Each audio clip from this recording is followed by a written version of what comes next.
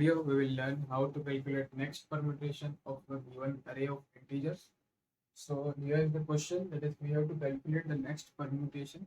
Question की link मैंने description में डाली है, तो वहाँ जाकर तुम इसको एक्सेस कर सकते हो।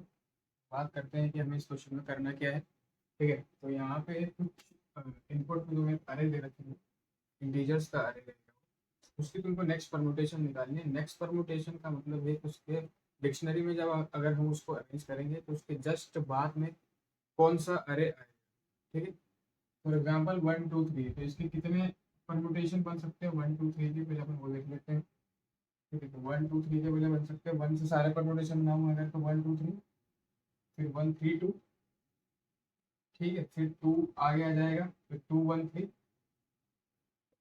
2 3 1, फिर 3 से बनेंगे 3 1 2, तो 3 2 1। ठीक है, इसके 2 4 5 6 परम्यूटेशन इसके पॉसिबल है। और डिक्शनरी में जब ये अरेंज होंगे तो ये इसी ऑर्डर में अरेंज होंगे, यानी कि पहले ये वाला आएगा फिर ये आएगा। क्यों ऐसे? क्योंकि तुम परम्यूटेशन निकाल सकते हो 123 के बाद 132 आएगा, उसके बाद 213 फिर आने वाला है, फिर 231 आने वाला है, फिर 312 आने वाला है, फिर 321। इसको एक तरीके से पूरे जितने डिजिट्स हैं अरे में, तो इस पूरे को अगर एक नंबर की तरह हम देखें, यानी कि इसको 123 132 213 पढ़ूंगे, सबसे पहले ये आएगा, फिर ये फिर ये फिर ये। ठीक है, तो क्वेश्चन की क्या डिमांड है कि हमें एक इनपुट में अरे दे रखेंगे, हमको उसके बाद वाला अरे निकालना है, जो कि डिक्शनरी में जब हम जमाएंगे तो उसके बाद में जो आएगा उस परम्यूटेशन को हमको रिटर्न करना, आउटपुट में भेजना है। फॉर एग्जाम्पल ये दे रखा था इनपुट, ये फर्स्ट वाला इनपुट दे रखा था, तो आउटपुट क्या आने वाला है इसके जस्ट नेक्स्ट वाला, नेक्स्ट परम्यूटेशन इसके जस्ट नेक्स्ट में क्या आने वाला है 1।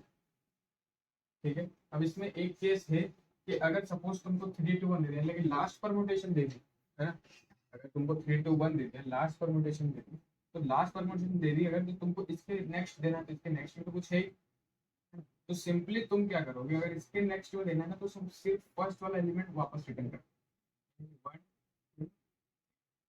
लास्ट परम्यूटेशन जो पॉसिबल है अगर गिवन अरे की, उसके बाद एक परम्यूटेशन देना है तो तुम फर्स्ट परम्यूटेशन दोगे उस अरे की। ठीक है, तो ये क्वेश्चन है, क्वेश्चन की ये डिमांड है, हमें नेक्स्ट परम्यूटेशन निकालना है।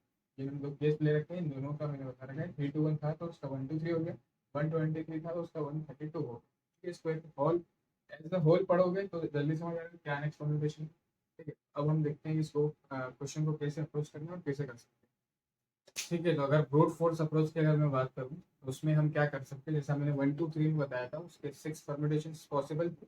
ब्रूट फोर्स अप्रोच ये हो सकती है कि यार मैं सारे परम्यूटेशन निकालूं, उसके जस्ट नेक्स्ट वाला परम्यूटेशन रिटर्न कर दूं।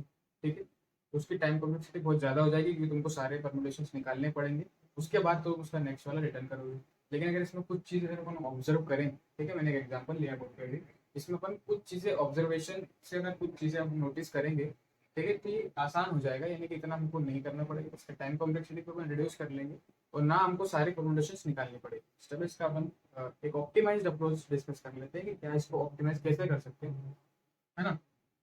तो पहले मैं एक चीज बता दूं कि अगर मैंने 1 2 3 की तुम्हें सारी परम्यूटेशंस बताई थी, तो उसमें फर्स्ट परम्यूटेशन क्या थी 1 2 3 की, 1 2 3 ही होने वाली है, इंटीजर एलिमेंट्स की फर्स्ट परम्यूटेशन यही होने वाली है ना। और इस सीरीज की जितनी भी इसकी परम्यूटेशन थी, उसमें जो लास्ट परम्यूटेशन थी इसकी, वो क्या थी 3 2 1 थी।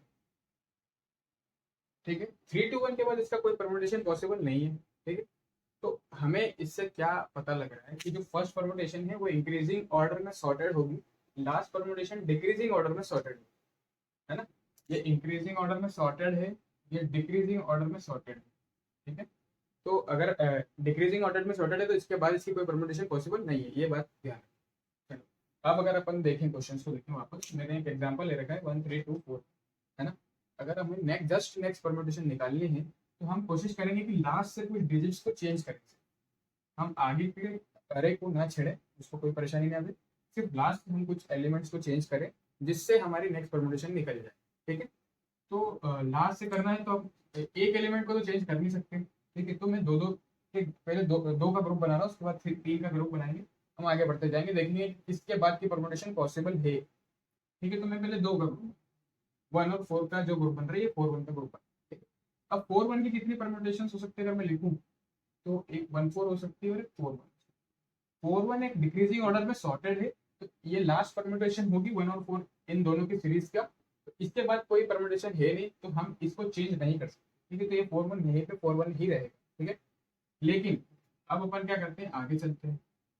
यहाँ पे मैं देख रहा हूँ कि ये डिक्रीजिंग ऑर्डर में सॉर्टेड नहीं है, यानी कि इन 3 एलिमेंट्स की ये लास्ट परमुटेशन नहीं है। इनकी लास्ट परमुटेशन क्या हो रही है, 4 2 1। डिक्रीजिंग ऑर्डर में सॉर्टेड हो तो ही तो लास्ट परमुटेशन आएगी। लेकिन हमें सिर्फ लास्ट परमुटेशन से इसको रिप्लेस नहीं करना है, हमें इसकी नेक्स्ट परमुटेशन से इसको रिप्लेस करना है। नेक्स्ट परमुटेशन इसकी क्या होने वाली है, मैं अगर बात करूँ, पहले 2 4 1 आ रहा है ना, 2 4 1 आ रहा है। इसके बाद में क्या आ सकता है, 4 2 1, 4 1 2 आने वाला है, 4 1 2। उसके बाद में आ सकता है 4 2 1, है ना।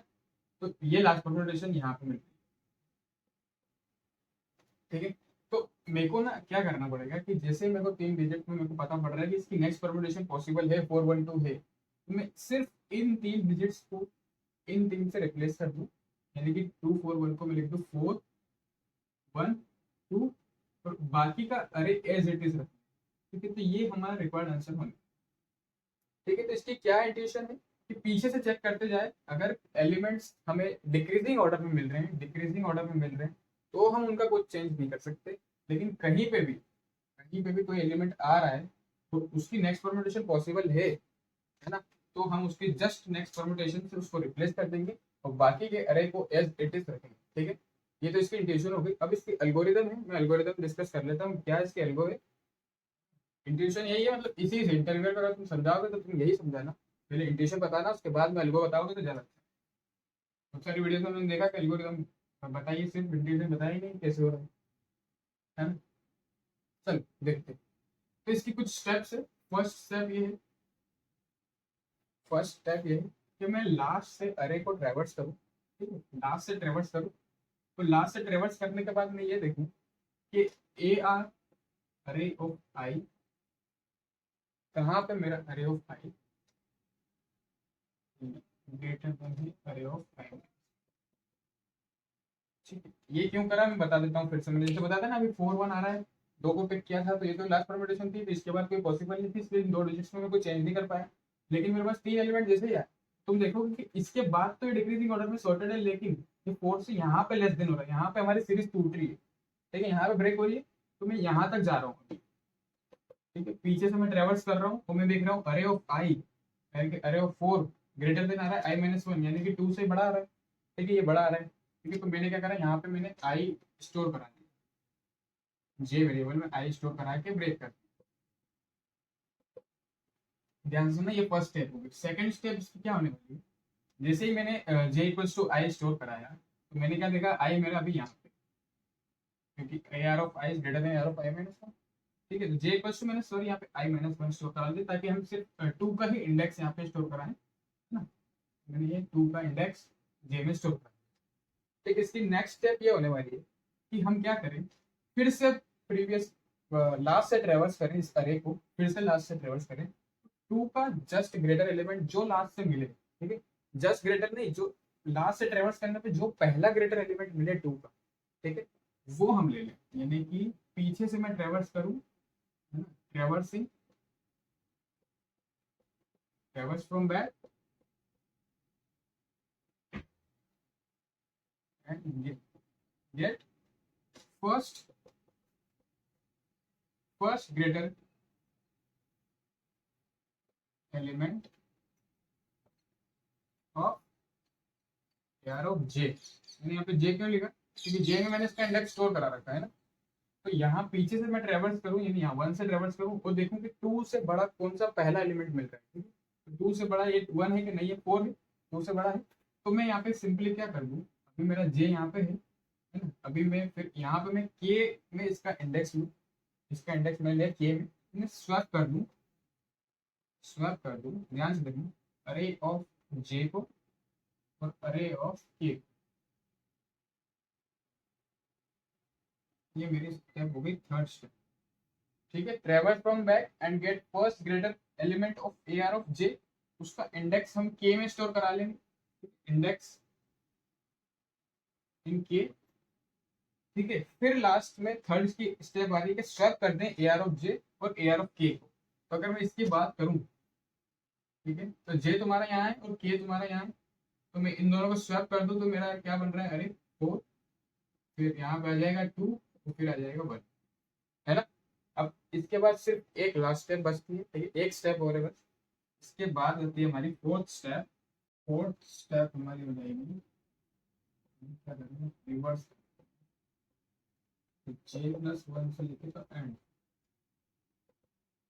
ठीक है, ये फोर्थ स्टेप हमारी होगी। इसमें जे कहाँ पे हमारा 2 पे है, J+1 यानी कि यहाँ से लेके तो एंड, वहां तक हम इसको रिवर्स कर देंगे, ठीक है। तो इसको रिवर्स कर दूंगा यहाँ से यहाँ तक 2 और 1 को, तो ये अरे क्या बन जाएगा, बन जाएगा 1 3 4 1 2, यही हमारा रिक्वायर्ड आंसर, ठीक है। तो हमने इसमें 4 स्टेप देखी, 4 स्टेप थी पहली क्वेश्चन की, 4 स्टेप करने के बाद में क्वेश्चन सॉल्व हो गया। इसकी टाइम कॉम्प्लेक्सिटी की अगर अपन बात करें तो ये ऑर्डर ऑफ एन में हो गया, लीनियर ट्रेवर्स से कर रहे हैं अपन हर बार, इसमें भी एन बार करते हैं, इसमें एन कर रहे हैं, इसमें भी एन कर रहे हैं, ठीक है। तो n+n+n अगर कर रहे हैं तो उसको ऑर्डर ऑफ एन में ही काउंट करेंगे, तो ऑर्डर ऑफ एन में हमने इसको कर दिया। इस तरीके से हम इस क्वेश्चन को ऑप्टिमाइज कर सकते हैं, ठीक है। वो एक बार इसको मैं कोड करके बता, ठीक है, तो क्वेश्चन हम देख लेते हैं। ये लीड कोड पर दिया हुआ है, नेक्स्ट परमुटेशन नाम से क्वेश्चन दिया हुआ है लीड कोड पे। इसकी लिंक डिस्क्रिप्शन में मैंने डाली हुई है, आप वहाँ जाके तुम इसको प्रैक्टिस कर सकते हो। अब हम देख लेते हैं कि हमारा क्वेश्चन क्या था। ये जैसे कि कोई भी एक नम्स में इनपुट दे रखा है, नम्स नाम का वेक्टर है, वेक्टर और अरे सेम ही होता है, वेक्टर सिर्फ एक डायनेमिक अरे होता है, वेक्टर को अरे जैसे ही यूज करते हैं, ठीक है। तो ये नम्स हमें एक वेक्टर दे रखा है, उसका नेक्स्ट परमुटेशन हमें कैलकुलेट करके आउटपुट फेंकना है, ठीक है। तो मैंने बता दिया था सारे केसेस, एक ये वाला केस भी मैंने बताया था जब सारे ही डिक्रीजिंग में हो, यानी कि ये लास्ट परमुटेशन है 3 to 1 की, तो हम फर्स्ट परमुटेशन रिटर्न कर देंगे, ठीक है। तो चलो हमने जो 3 स्टेप पढ़ी हैं उनको हम कोड करके देखते हैं, क्या क्या 4 स्टेप जो पढ़ी हैं उनको कोड करके देखते हैं कि कैसे होंगी। सबसे पहले मैंने आई, जे और के को मैंने डिक्लेयर कर लिया, ठीक है। और वेक्टर है तो मुझे इसकी साइज की जरूरत पड़ेगी, तो मैंने विद एन में मैंने इसकी साइज ले ली, ठीक है। ये अपनी साइज ले ली। चलो अब सबसे फर्स्ट स्टेप पे आते हैं अपन। फर्स्ट स्टेप क्या थी, तुमको अगर याद हो तो फर्स्ट स्टेप थी पीछे से ट्रेवर्स करना था, ठीक है, आई इक्वल्स टू n-1 से तो आई ग्रेटर देन 0 तक i-1, ठीक, n-1 आएगा, है ना।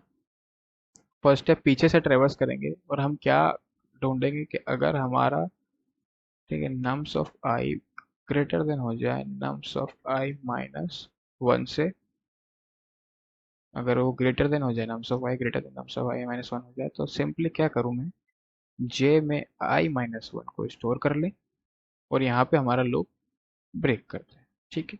ये पूरा हो गया तुम्हारा फर्स्ट स्टेप, ठीक है। ये उस इंडेक्स पे हमें जे उस इंडेक्स पे पहुंच चुका है जहाँ पे ब्रेकिंग पॉइंट मिल रहा है। अब हम आगे बढ़ते हैं। यहाँ पे मैं तुमको एक चीज बता दूं कि जब ये वाली कंडीशन आएगी, इधर इनपुट में देखो एग्जांपल 2, जब 3 to 1 है तो क्या ऐसी कंडीशन आने पर जे की वैल्यू क्या होगी, एक बार सोच के देखो। पीछे से मैं ट्रेवर्स करूँ, क्या 1 के बाद 1 से छोटे एलिमेंट है, नहीं है। क्या 2 के बाद 2 से छोटा एलिमेंट है, नहीं है। 3 के बाद 3 से छोटा एलिमेंट है, नहीं है, ठीक है। तो यहाँ पे छोटा एलिमेंट नहीं है, तो ये पूरा लूप जो है ना, ये वाला फोर लूप ये चल जाएगा और आई की वैल्यू लास्ट में हमें 0 मिलेगी, ठीक है। तो अगर आई की वैल्यू 0 मिलेगी तो हमें क्या करना है, सिंपली इसको सिर्फ रिवर्स कर देना है ना, सिर्फ रिवर्स ही तो करना है इसको, फर्स्ट परमुटेशन सिर्फ रिवर्स करने में मिल रही है। तो मैं यहाँ पे लिख दूंगा, कंडीशन डाल दूंगा कि इफ आई इक्वल इक्वल 0, है ना। तो मैं क्या कर दूँ, रिवर्स, रिवर्स कर दूँ। ये रिवर्स एक एचटीएल फंक्शन है, ठीक है। यहाँ पे हम रिवर्स लिखते हैं, उसके अंदर कहाँ से कहाँ तक रिवर्स करना है ये पैरामीटर पास करते हैं दो, ये दोनों इटरेटिव है, ये पास करते हैं, बिगिन से लेकर एंड तक का पूरा रिवर्स हो जाए, तो मैं यहीं पे रिटर्न कर दूँ कोड को, ठीक है। ये तो इस पर्टिकुलर केस की हमने बात कर ली, ठीक है। अब हम बात करते हैं सेकंड स्टेप की। सेकंड स्टेप हमारी क्या थी, जो मैंने तुमको बताई थी बोर्ड पे। सेकंड स्टेप थी कि हम फिर से पीछे से ट्रेवर्स करें, पीछे से फिर से ट्रेवर्स करें हम, है ना। और हम ये देखें कि जब हमें जस्ट ग्रेटर एलिमेंट मिल जाए, जो ब्रेकिंग पॉइंट हमने शुरू में निकाला है नम्स जे था वो, उससे जस्ट ग्रेटर, फर्स्ट ग्रेटर, पीछे से फर्स्ट ग्रेटर एलिमेंट जो मिलेगा, फर्स्ट नंबर पे जो ग्रेटर एलिमेंट मिल जाएगा, लेकिन नम्स आई मिल जाए, ठीक है। तो यहाँ पे मैं क्या कर दूँ, इसको ब्रेक कर दूँ, ठीक है। ब्रेक कर दिया तो आई में उसका इंडेक्स आ गया अभी, है ना। तो आई में इंडेक्स आ गया तो मैं उसको के में ले लेता हूँ। मैंने तुमको बताया था कि यहाँ पे इंडेक्स मैंने के में स्टोर कर दिया, ठीक है। इसके बाद थर्ड स्टेप आती है स्वैप करने की। तो मैं स्वैप किस किस को कर लूँगा, nums of H, nums of के और नम्स ऑफ जे को, ठीक है। इन दो को हमने स्वैप कर लिया, ठीक है। थर्ड स्टेप पूरी हो जाती है यहाँ पर, के और जे को हमने स्वैप कर दिया। और फिर हमारी आती है फोर्थ स्टेप। उसमें मैंने बताया था कि हमको क्या रिवर्स करना है, नम्स डॉट बिगिन से, यानी कि जो पार्ट हमारा बचा हुआ है बिगिन, ठीक है, प्लस J+1 से लेके तो नम्स डॉट एंड तक, ठीक है। ये नम्स डॉट एंड तक मैं उसको रिवर्स करता हूँ, ठीक है। तो ये मैंने बता दिया तुमको, ये हो गया फर्स्ट स्टेप, ठीक है। ये एक कंडीशन हमने डाल दी कि अगर लास्ट परमुटेशन ही हमें मिल रहा है तो हमें उसके बाद फर्स्ट परमुटेशन रिटर्न करना था। ये हमारा हो गया सेकंड स्टेप, जस्ट क्राइटर एलिमेंट मैंने ढूंढा, ठीक है।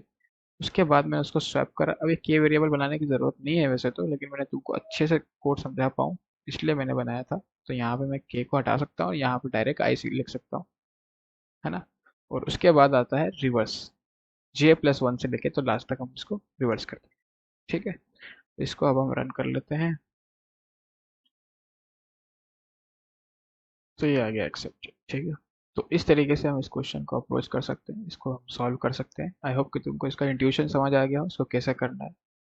तो अगर वीडियो अच्छी लगी हो, समझ आ गया हो, तो जरूर इसमें कमेंट कर देना, ठीक है। मिलते हैं नेक्स्ट वीडियो, बाय।